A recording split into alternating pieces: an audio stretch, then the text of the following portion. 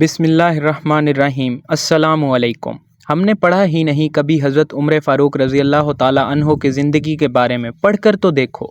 حضرت عمر فاروق رضی اللہ تعالیٰ عنہ کی 7 پشتوں میں کوئی بادشاہ نہیں گزرا تھا۔ آپ بھیڑ، بکریاں اور اونٹ چراتے چراتے بڑے ہوئے تھے، اور آپ نے تلوار بازی اور تیر اندازی بھی کسی اکیڈمی سے نہیں سیکھی تھی۔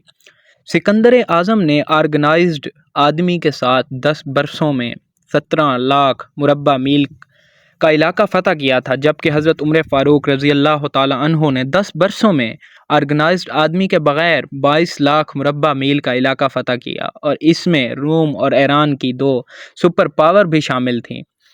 آج کی سیٹلائٹ، میزائل اور آبدوزوں کے دور میں بھی دنیا کے کسی حکمران کے پاس اتنی بڑی سلطنت نہیں جو حضرت عمر فاروق رضی اللہ تعالیٰ عنہ نے نہ صرف گھوڑوں کی پیٹھ پر فتح کرائی تھی بلکہ اس کا انتظام و انصرام بھی چلایا تھا۔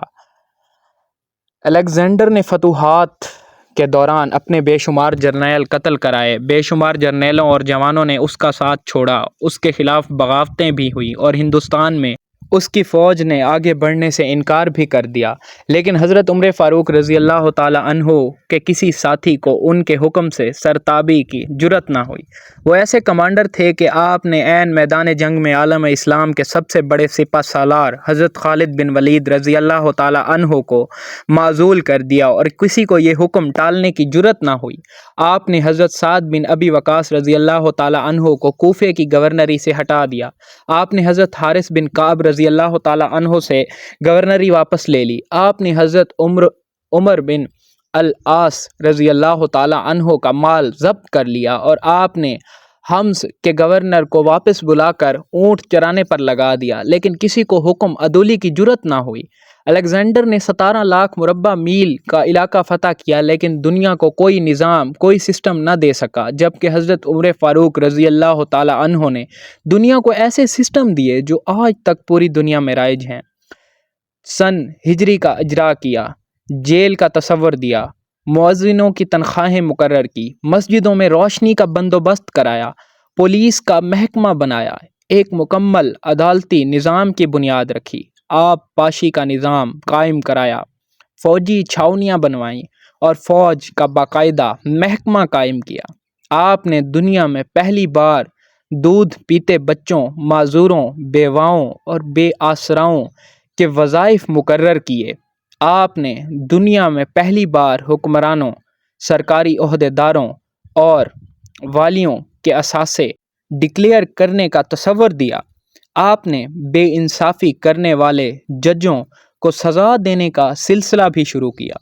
آپ نے دنیا میں پہلی بار حکمران کلاس کے اکاؤنٹیبلٹی شروع کی۔ آپ راتوں کو تجارتی قافلوں کی چوکیداری کرتے تھے۔ آپ فرمایا کرتے تھے، جو حکمران عدل کرتے ہیں وہ راتوں کو بے خوف سوتے ہیں۔ آپ کا فرمان تھا، قوم کا سردار قوم کا سچا خادم ہوتا ہے۔ آپ کی مہر پر لکھا تھا، عمر، نصیحت کے لیے موت ہی کافی ہے۔ آپ کے دسترخوان پر کبھی 2 سالن نہیں رکھے گئے۔ آپ زمین پر سر کے نیچے اینٹ رکھ کر سوتے تھے۔ آپ سفر کے دوران جہاں نیند آ جاتی تھی، آپ کسی درخت پر چادر تان کر سایہ کرتے تھے اور سو جاتے تھے، اور رات کو ننگی زمین پر دراز سو جاتے تھے۔ آپ کے کرتے پر 14 پیوند تھے، اور ان پیوندوں میں ایک سرخ چمڑے کا پیوند بھی تھا۔ آپ موٹا کھردرا کپڑا پہنتے تھے۔ آپ کو نرم اور باریک کپڑے سے نفرت تھی۔ آپ کسی کو جب سرکاری عہدے پر فائز کرتے تھے تو اس کے اثاثوں کا تخمینہ لگوا کر اپنے پاس رکھ لیتے تھے، اور اگر سرکاری عہدے کے دوران اس کے اثاثوں میں اضافہ ہو جاتا تو آپ اس کی اکاؤنٹیبلٹی کرتے تھے۔ آپ جب کسی کو گورنر بناتے تو اسے نصیحت فرماتے تھے، کبھی ترکی گھوڑے پر نہ بیٹھنا، باریک کپڑے نہ پہننا، چھنا ہوا آٹا نہ کھانا، دربان نہ رکھنا، اور کسی فریادی پر دروازہ بند نہ کرنا۔ آپ فرماتے تھے، ظالم کو معاف کر دینا مظلوموں پر ظلم ہے۔ آپ کا یہ فکرہ آج انسانی حقوق کے چارٹر کی حیثیت رکھتا ہے۔ مائیں بچوں کو آزاد پیدا کرتی ہیں، تم نے انہیں کب سے غلام بنا لیا؟ فرمایا، میں اکثر سوچتا ہوں اور حیران ہوتا ہوں، عمر بدل کیسے گیا؟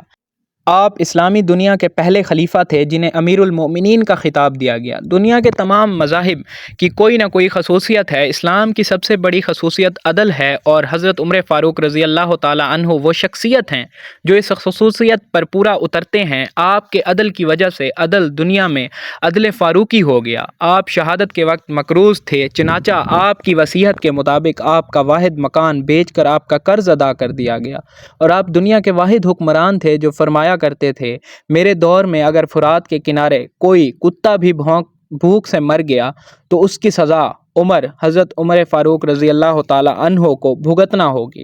میں دنیا بھر کے مورخین کو دعوت دیتا ہوں کہ وہ الیگزینڈر کو حضرت عمر فاروق رضی اللہ تعالیٰ عنہ کے سامنے رکھ کر دیکھیں۔ انہیں الیگزینڈر حضرت عمر فاروق کے حضور پہاڑ کے سامنے کنکر دکھائی دے گا، کیونکہ الیگزینڈر کی بنائی سلطنت اس کی وفات کے 5 سال بعد ختم ہو گئی، جبکہ حضرت عمر فاروق رضی اللہ تعالیٰ عنہ نے اپنے دور میں جس خطے میں اسلام کا جھنڈا بھجوایا، وہاں سے آج بھی اللہ اکبر کی صدائیں آتی ہیں، وہاں آج بھی لوگ اللہ کے سامنے سجدہ کرتے ہیں۔ دنیا میں الیگزینڈر کا نام صرف کتابوں میں سمٹ کر رہ گیا ہے، جبکہ حضرت عمر فاروق رضی اللہ تعالیٰ عنہ کے بنائے نظام دنیا کے 206 ممالک میں آج بھی کسی نہ کسی شکل میں موجود ہیں۔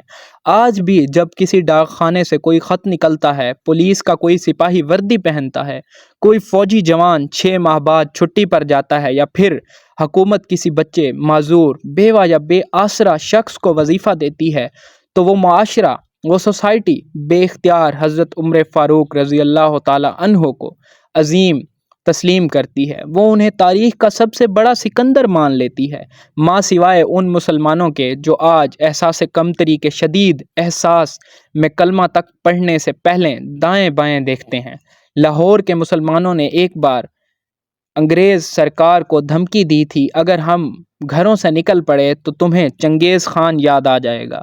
اس پر جوہر لال نہرو نے مسکرا کر کہا تھا، افسوس آج چنگیز خان کی دھمکی دینے والے مسلمان یہ بھول گئے ان کی تاریخ میں ایک حضرت عمر فاروق رضی اللہ تعالیٰ عنہ بھی تھا، جن کے بارے میں مستشرقین اعتراف کرتے ہیں کہ اسلام میں اگر ایک عمر اور ہوتا تو آج دنیا میں صرف اسلام ہی دین ہوتا۔